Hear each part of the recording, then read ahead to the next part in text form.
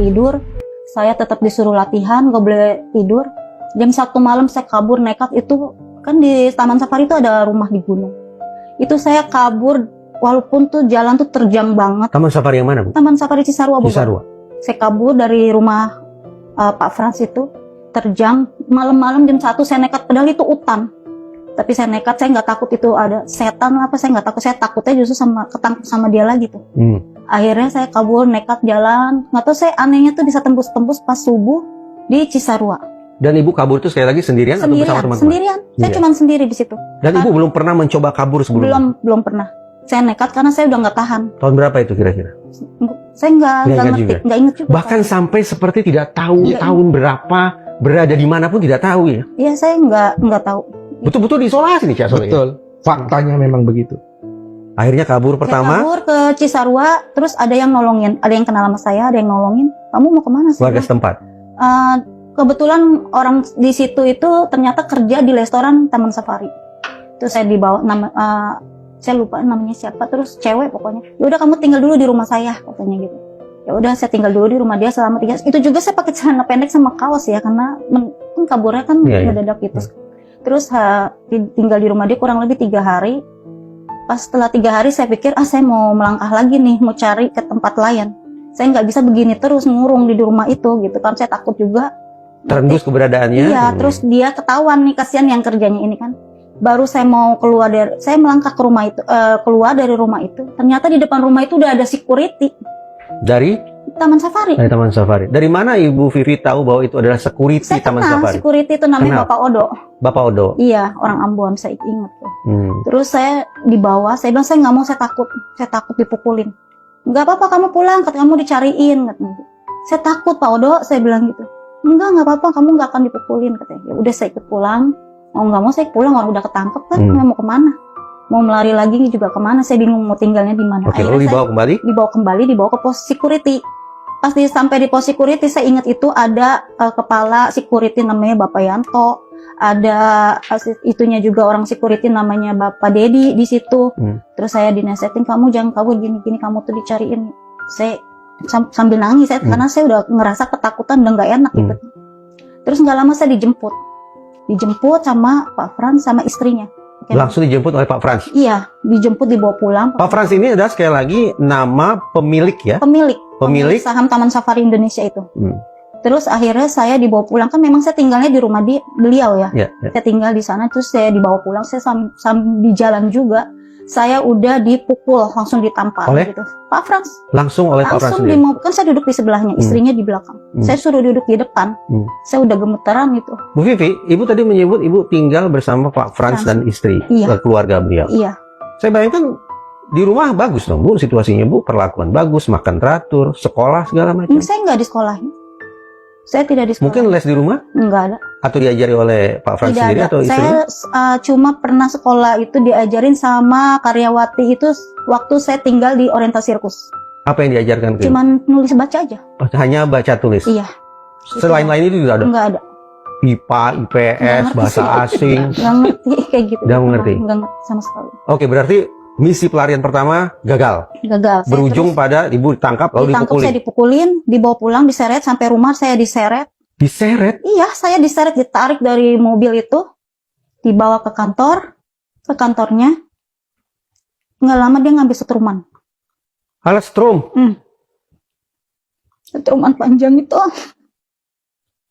Terus saya disetrumin, badan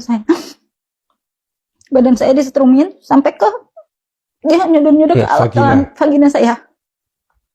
Lu kabur ya, brengsek anjing, bukan ngomong-ngomong kasar. Bu Vivi, maaf, pada saat itu, maaf ya, Ibu sudah masuk usia puber belum? Ibu sudah haid belum waktu itu? Saya sudah haid. Sudah haid waktu itu? Sudah. Saya waktu masih tinggal di orientasi sirkus, saya udah dapat haid. Oke. Tapi saya nggak jelas umur berapa. Oke, saya tidak mau membuat Ibu tenggelam dalam ingatan yang tidak menyenangkan itu.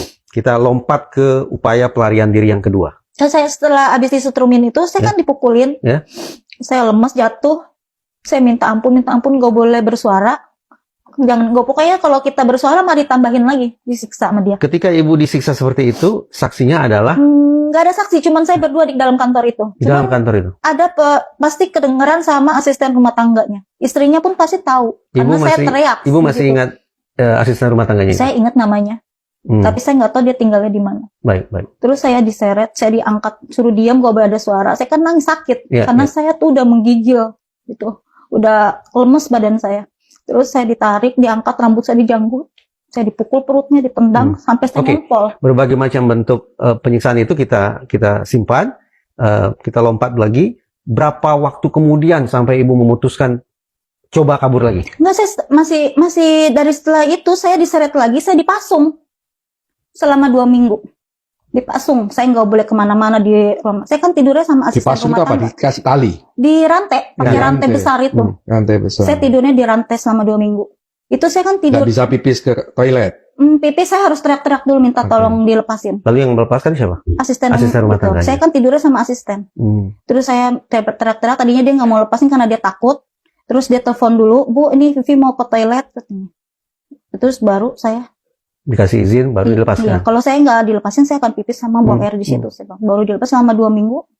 Setelah 2 minggu saya udah mungkin mulutnya udah nggak mungkin kabur lagi gitu kan.